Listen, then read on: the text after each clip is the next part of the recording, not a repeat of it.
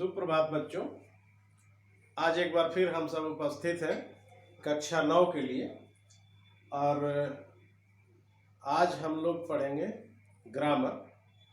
पढ़ाई तो खैर हो चुकी है, अब हम पुनरावर्तन की ओर बढ़ रहे हैं, पुनरावृत्ति कर रहे हैं और आज हम संवाद लेखन की पढ़ाई करेंगे।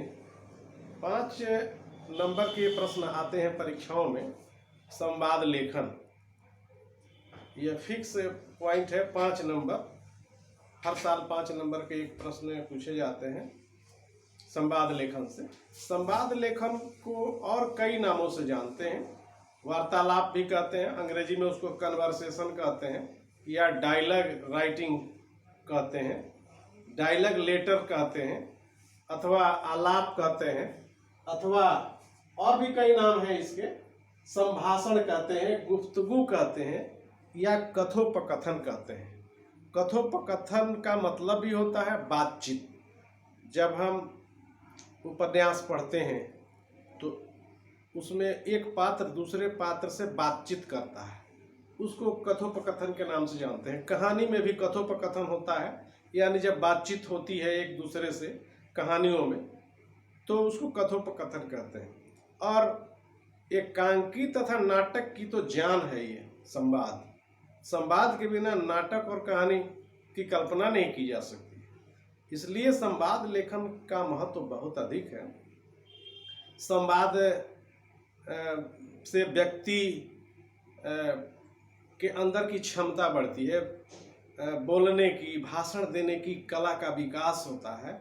इसलिए ये भाषण संवाद जो लेखन है या कन्वर्सेशन है हमारे जीवन का एक महत्वपूर्ण अंग है, क्योंकि हम घर में भी एक दूसरे से बात करते हैं। मम्मी से, पापा से, चाचा से, किसी आगंतुक से हम बात करते हैं तो 2 मिनट के लिए ही सही एक संवाद हो जाता है। अब आप जब संवाद लिखेंगे तो कोई भी एक टॉपिक आपको दिया जाएगा परीक्षाओं के लिए। जैसे कहा जा सकता है कि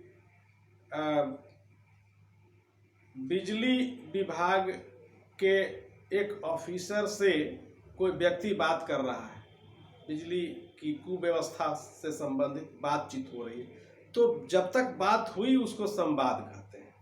2 दोस्त एक साथ विद्यालय जाने के लिए तैयार हैं, दोनों विद्यालय जाने की तैयारी कर रहे हैं, दोनों आपस में बात कर रहे हैं। परीक्षा का समय है, अगर परीक्षा में दोनों बच्चे जा रहे हैं तो दोनों आपस में बात करते हैं, तुमने कलम ले लिया ना, तुमने पेंसिल ले लिया ना, कुछ छूटा तो नहीं। तो एक दूसरे से जो बात होती है उसको हम संवाद कहते हैं। उसको जब हम लिखित रूप दे देते हैं तो उसको संवाद लेखन कहते हैं। संवाद लेखन की कुछ बातें होती हैं जो ध्यान देने योग्य बातें होती हैं, उसको हम अभी बताएंगे।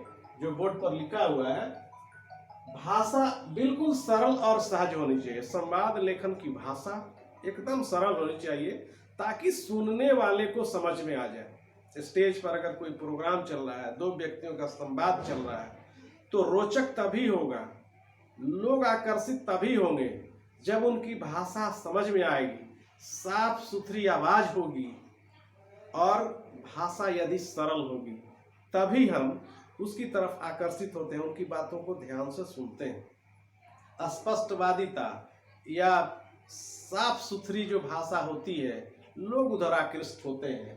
तो भाषा सरल और सहज होनी चाहिए, पहली शर्त है। और दूसरी शर्त है कि वाक्य छोटे छोटे होने चाहिए, मुहावरेदार होने चाहिए। जो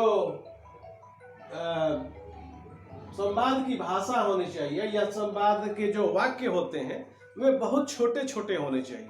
बहुत बड़ा वाक्य हो जाने से लोगों को समझ में कम आता है, इसलिए संवाद की भाषा कुछ शब्दों के लिए ही होनी चाहिए, तब वह संवाद सफल होता है।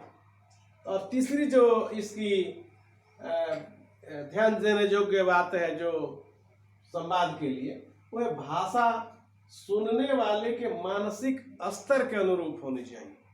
जैसे मान लीजिए आप किसी छोटे बच्चे से बात कर रहे हैं और बहुत कठिन भाषा बोल रहे हैं, तो ना बच्चा समझ पाएगा ना सुनने वाला समझ पाएगा। तो बच्चे के साथ अगर बोले तो बच्चों वाली भाषा, बड़ों के साथ बोले तो बड़ों वाली भाषा, छोटे और बड़ों का ध्यान करके भाषा सामने वाले व्यक्ति के अनुरूप बोलनी चाहिए, तभी संवाद जो है प्रभावी हो सकता है, आकर्षक हो सकता है। पात्रों, अगला जो टॉपिक है, पात्रों के कथन को लंबा नहीं होना चाहिए। पात्रों का यानी दो आदमी जो बात कर रहे हैं, कथन एक ही आदमी कई मिनटों तक बोलता रहा है, बस उसकी मर्यादा खत्म हो जाती है, संवाद हो ही नहीं सकता है। वैसा संवाद के लिए है 2-4 शब्दों का सेंटेंस, कम से कम शब्दों का प्रयोग होना चाहिए, और फिर दूसरे आदमी बोले, एक के बाद फिर दूसरा आदमी को मौका मिले, और यह क्रम चलता रहे तो सुनने वाले को यह संवाद अच्छा लगता है। और अगला है, विचारों की पुनरावृत्ति से बचना चाहिए, यानी एक ही बात को 2 बार 3 बार दोहराना नहीं चाहिए, तभी संवाद आपका अच्छा होगा। और पुनरावर्तन की क्रिया होनी चाहिए, यानी अगर आप संवाद लेखन कर रहे हैं, संवाद लिखिए, लेकिन लिखने के बाद फिर एक बार पढ़ लेना चाहिए, पुनरावृत्ति कर लेना चाहिए, क्योंकि लिखते समय अगर कहीं त्रुटि हो गई है, कोई गलती हो गई है, तो उसको सुधारा जा सके, क्योंकि संवाद लेखन में त्रुटियां बहुत अधिक होती हैं, और 5 नंबर में जब गलतियां होने लगती हैं तो 2 से 3 नंबर आपको मिलते हैं।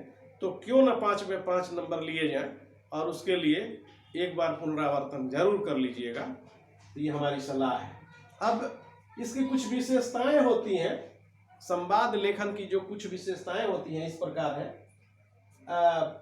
यह जो है कहानी, उपन्यास, नाटक और एकांकी की जान होती है, जो मैंने पहले बताया कि बिना संवाद के कहानी, उपन्यास, नाटक, एकांकी नहीं लिखा जा सकता।